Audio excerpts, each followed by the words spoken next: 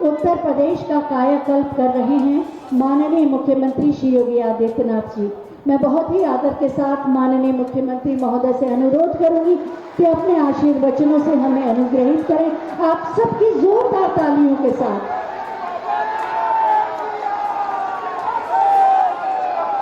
भारत माता की, भारत माता की, भारत माता की। वंदे वंदे वंदे। महाराणा प्रताप की, महाराणा प्रताप की, महाराणा प्रताप की। जय श्री राम, जय जय श्री राम। वीरों की धरती पर वीर शिरोमणि महाराणा प्रताप की मूर्ति के अनावरण कार्यक्रम और जनपद जौनपुर को लगभग 900 करोड़ रुपए की परियोजनाओं के लोकार्पण और शिलान्यास के आज के इस कार्यक्रम में मंच पर उपस्थित उत्तर प्रदेश सरकार में मेरे सहयोगी मंत्री, यहां के स्थानीय विधायक श्री गिरीश चंद्र यादव जी,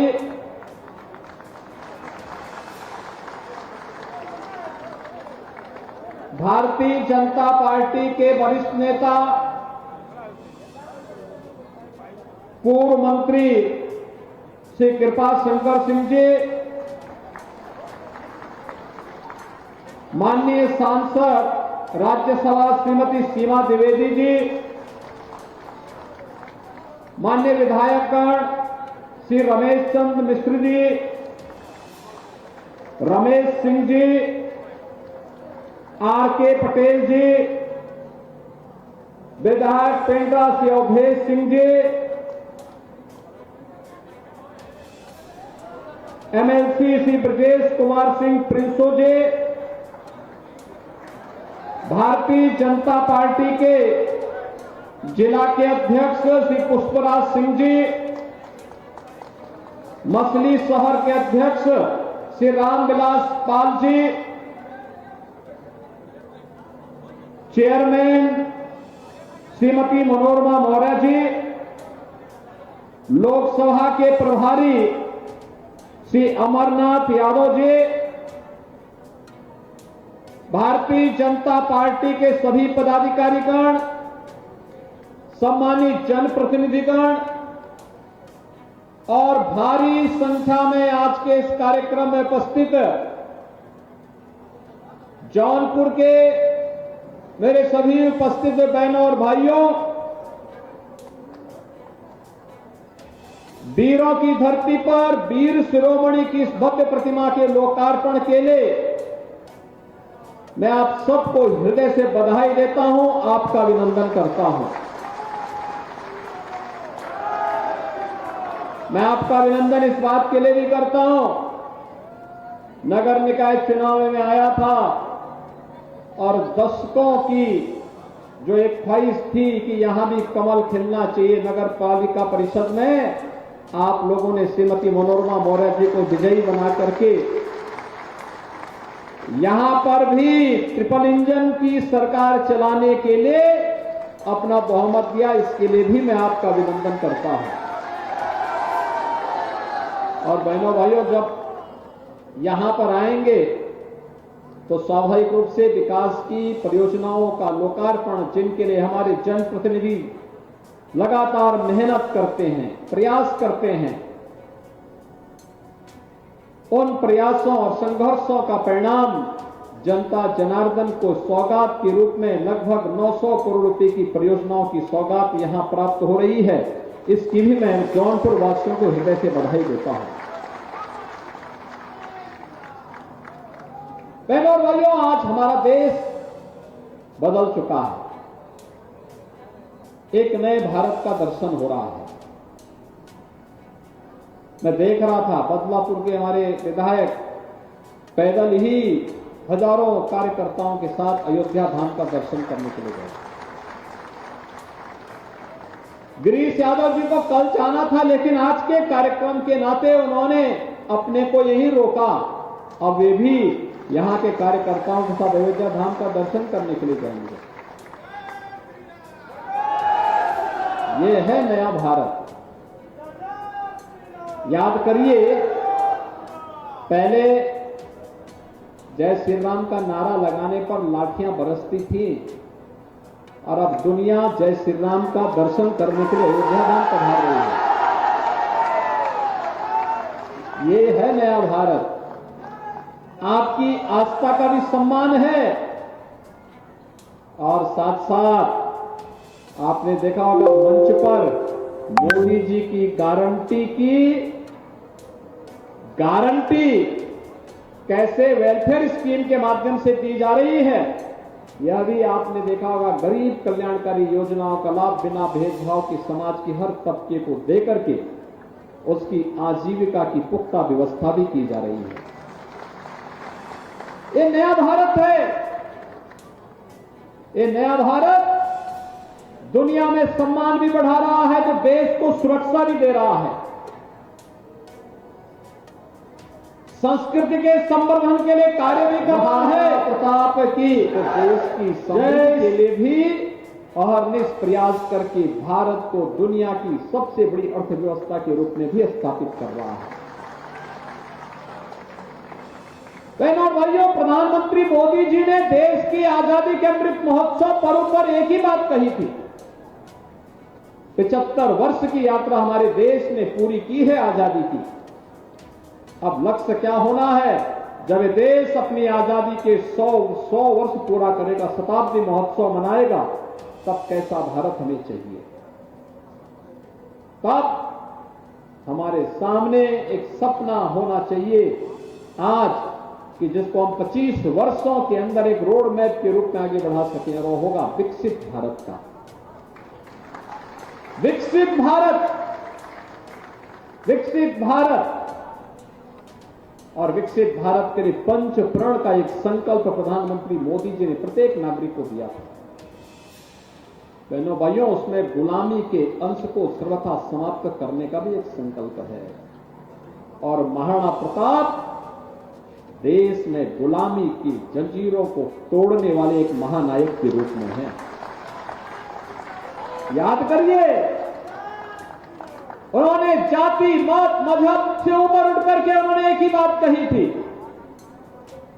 सब कुछ होगा, घास की रोटी खाऊंगा, लेकिन विदेशी हुकूमत के सामने शीश नहीं झुकाऊंगा।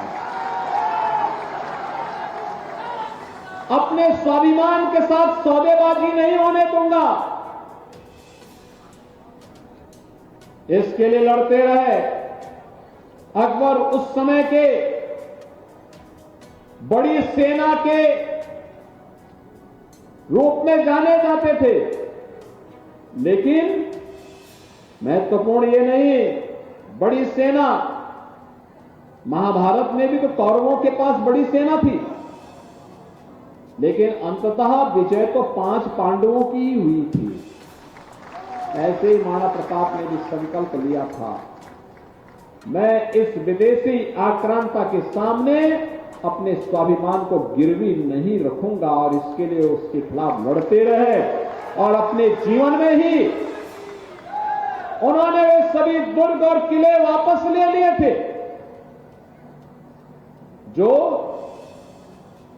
अकबर ने छल से, छद्म से, युद्ध से महाराणा प्रताप से छीनने के प्रयास किए थे। महाराणा प्रताप ने अपने जीवन काल में ही युद्ध के माध्यम से उन्हें फिर से वापस लेकर के मेवाड़ के माध्यम से राष्ट्रीय स्वाभिमान का, राष्ट्रीय शौर्य का जो पताका फहराया था, आज भी सैकड़ों वर्षों के बाद उन्हीं स्मृतियों को जीवंत बना करके जब भी भारत के अंदर स्वदेश और स्वाभिमान की बात आती है, शौर्य और पराक्रम की बात आती है, हर भारतवासी के मन में महाराणा प्रताप का चित्र उभर करके सामने आता है। महाराणा प्रताप एक राष्ट्र नायक के रूप में, छत्रपति शिवाजी महाराज एक राष्ट्र नायक के रूप में, गुरु गोविंद सिंह जी महाराज एक महानायक के रूप में, झांसी की रानी लक्ष्मीबाई एक महानायिका के रूप में देशवासियों के सामने श्रद्धा के साथ हर भारतवासी इनका स्मरण करता है। और आज ये मेरा सौभाग्य है, जौनपुर की धरती यह परिश्रमी और पुरुषार्थी लोगों की धरती है। यहां पर लोगों ने अपनी मेहनत से, अपने परिश्रम से जौनपुर को एक पहचान दिलाई, और पहचान जो यहां पर थे परंपरा से, उन लोगों ने यहां की पहचान यहां के इत्र से भी और यहां की इमरती से भी दिलाई। जो यहां से बाहर गए, मुंबई गए, देश के अंदर अलग अलग क्षेत्रों में गए, उन्होंने वहां अपनी उद्यमशीलता के माध्यम से अपनी प्रतिभा का लोहा वहां मनवाया। और जो लोग किसी संस्थान में गए, वहां प्रतिष्ठित वैज्ञानिक बनकर के उन लोगों ने वहां भी अपनी पताका को पहनाने में कोई कोताही नहीं करते। हर एक क्षेत्र में यह जनपद तो बड़ा उर्वरा रहा है इस मामले में। आदि गंगा के रूप में मां गोमती का आशीर्वाद इसको प्राप्त होता रहा है। यहां के हस्तशिल्पी, यहां के कारीगर, यहां का हुनर और यहां की प्रतिभा, जब भी उसे अवसर मिला वह कभी चूका नहीं है, कभी नहीं चूका है। हमेशा उसने अपने आप को साबित किया है। और यही तो मोदी जी का यही संकल्प है। हम इन सबको, किसी को पीएम विश्वकर्मा के रूप में आगे बढ़ाने का कार्य हो रहा है, वेलफेयर स्कीम के माध्यम से आगे बढ़ाने का कार्य हो रहा है। और महाराणा प्रताप की प्रतिमा भी स्वदेश और स्वाभिमान का वही प्रतीक है जो हमें राष्ट्रवाद के मार्ग पर चलने की एक नई प्रेरणा प्रदान कर रहा है। आप मुझे एक बात बताइए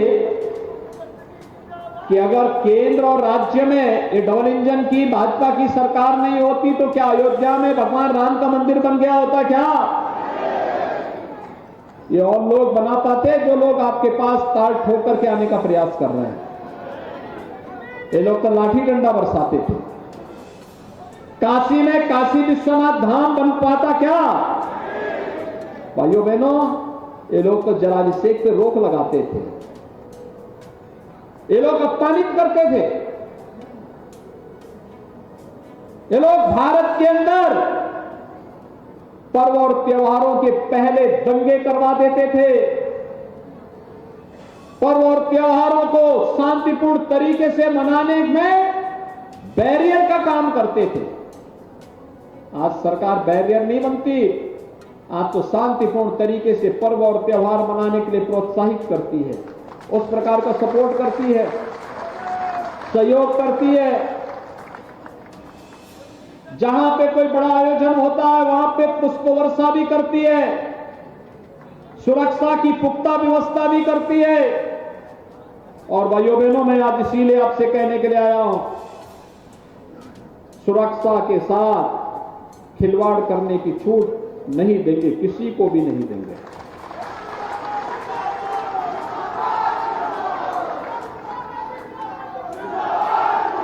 भाइयों बहनों,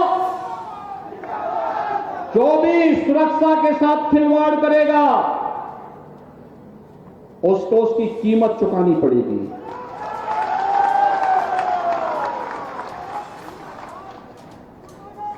सुरक्षा का यह बेहतर वातावरण ही आज जौनपुर में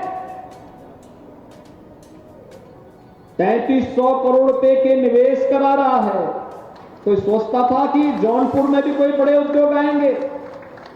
आज निवेश आ रहा है, एसटीपी लग रही है, 4 लेन बन रहे हैं, रिंग रोड बन रही है,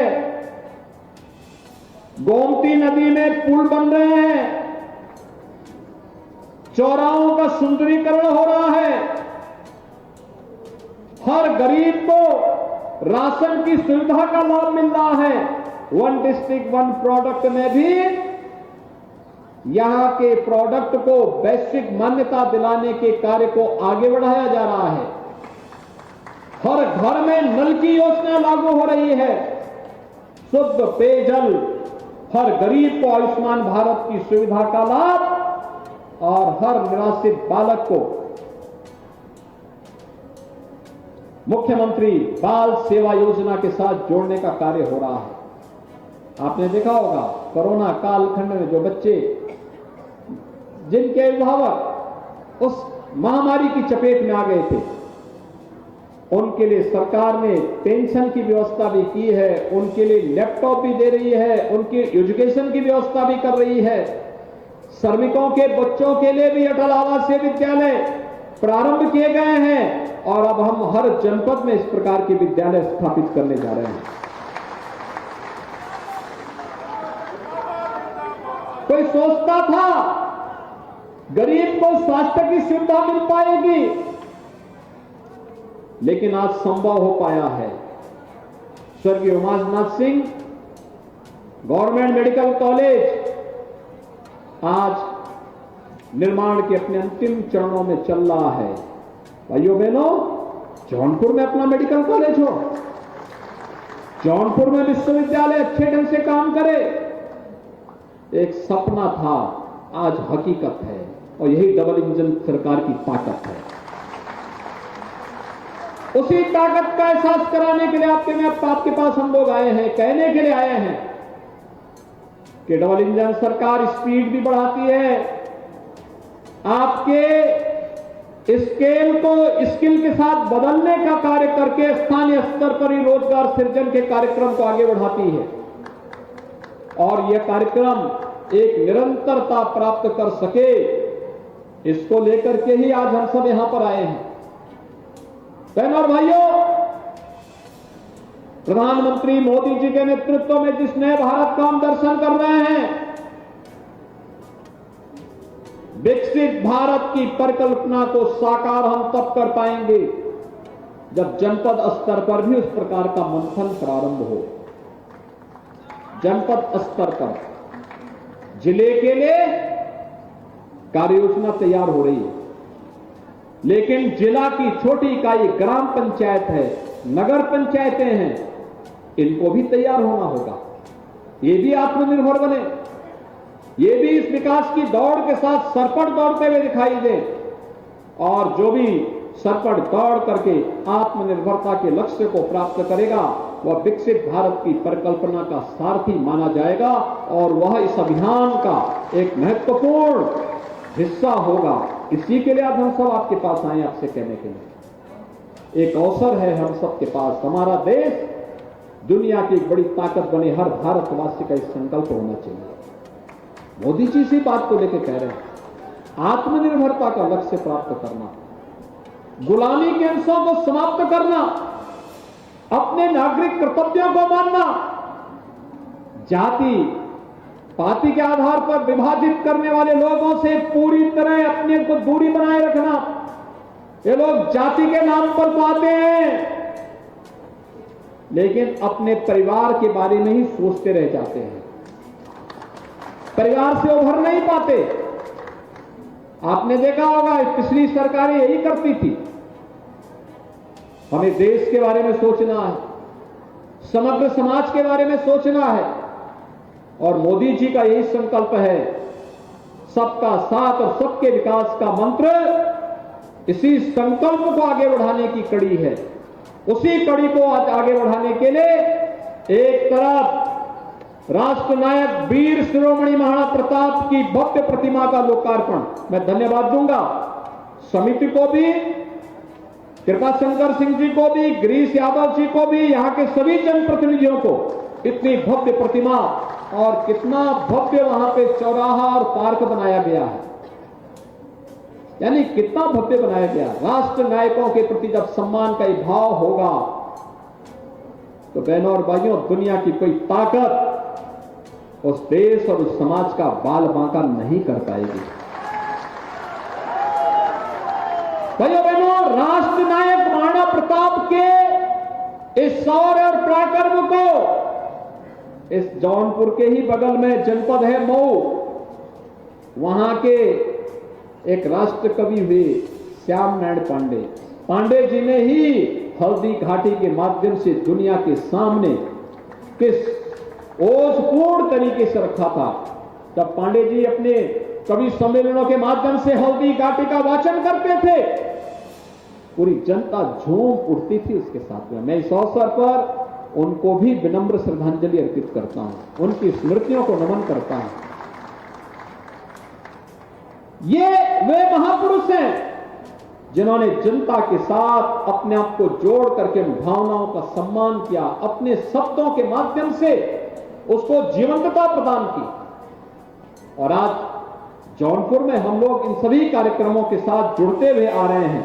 मुझे प्रसन्नता है कि यहां पर तमाम विकास के उन कार्यों को आगे बढ़ाने का काम किया और उन कार्यक्रमों को आगे बढ़ाने के साथ ही यहां पर विकास की जिन योजनाओं का लाभ यहां की जनता को प्राप्त हो रहा है, वे सड़क से भी है, पेयजल से भी जुड़ी हुई है, यहां के समग्र विकास से जुड़ी हुई वे परियोजनाएं हैं जिनका लाभ जौनपुर वासियों को प्राप्त होगा।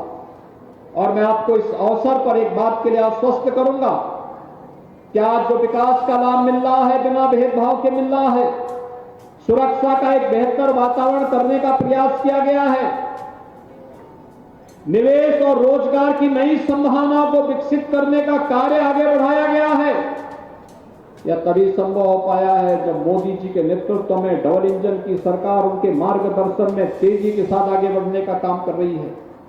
और इसीलिए अब हमारा एक ही संकल्प होना चाहिए, एक ही संकल्प होना चाहिए 2024 का, अगले 2 महीने का एक ही संकल्प होना चाहिए हर जौनपुर वासी का, हर प्रदेशवासी का, कि फिर एक बार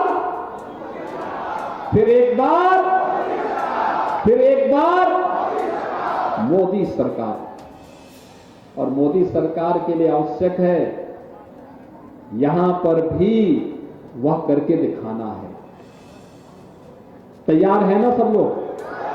सभी लोग सहमत हैं? सभी लोग सहमत हैं? मोदी जी की सरकार के लिए घर घर कमल खिलाना होगा। सभी लोग सहमत हैं ना? और यही कमल लक्ष्मी लेकर के आएगा, मां लक्ष्मी को यही लेके आएगा और उसी से फिर बड़े बड़े विकास के युग कार्य होने हैं। मैं भी यहां पे आ रहा था तो मेरे पास गिरीश जी बोल रहे थे कि हौज से लेके लाइन बाजार नईगंज होते हुए कोल्हान मऊ बाईपास पर इस सड़क के बारे में कह रहे थे। हमने कहा ये सड़क तो सब मंत्री ने स्वयं ही है और ये सभी सड़कें बनेंगी। ऐसे ही उन्होंने 2-3 अन्य कार्यों के बारे में भी उन्होंने प्रस्ताव दिए। लगातार काम करते हैं, लगातार मेहनत करते हैं, पूरे प्रदेश में वे भ्रमण करते हैं, खेल और खिलाड़ियों के लिए नई पॉलिसी लेकर के आते हैं। पहली बार आपने देखा होगा आपके विधायक कैसे कार्य करते हैं। 500 खिलाड़ी उन्होंने खेल विभाग के माध्यम से आज अलग अलग पुलिस में और अलग अलग विभागों में उन्होंने भर्ती करवा दी। जो खिलाड़ी देश के लिए मेडल जीते हैं, हर जिले में स्टेडियम, ब्लॉक स्तर पर मिनी स्टेडियम के निर्माण का कार्य युद्ध स्तर पर चल रहा है। गांव गांव में खेल का मैदान भी बन रहा है। तो वही स्पीड इन सड़कों के लिए और विकास के हर कार्य के लिए भी होगा। और भाइयों बहनों, इस स्पीड के लिए हमें मां लक्ष्मी को खुश तो करना पड़ेगा और उसके लिए कमल का फूल आवश्यक है। समझे ना? फिर एक बार सभी लोग सहमत हैं?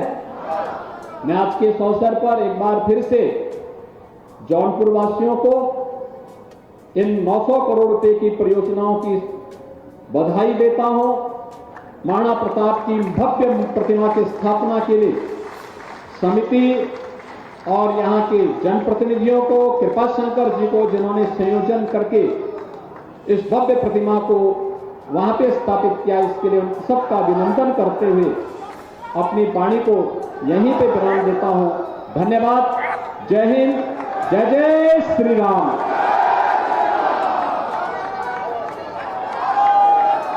बहुत बहुत धन्यवाद माननीय मुख्यमंत्री। आपके प्रेरणादायी उद्बोधन ने सबके भीतर एक नई ऊर्जा का संचार किया है। जोरदार तालियों के प्रणाम के साथ माननीय मुख्यमंत्री महोदय को विदा दें।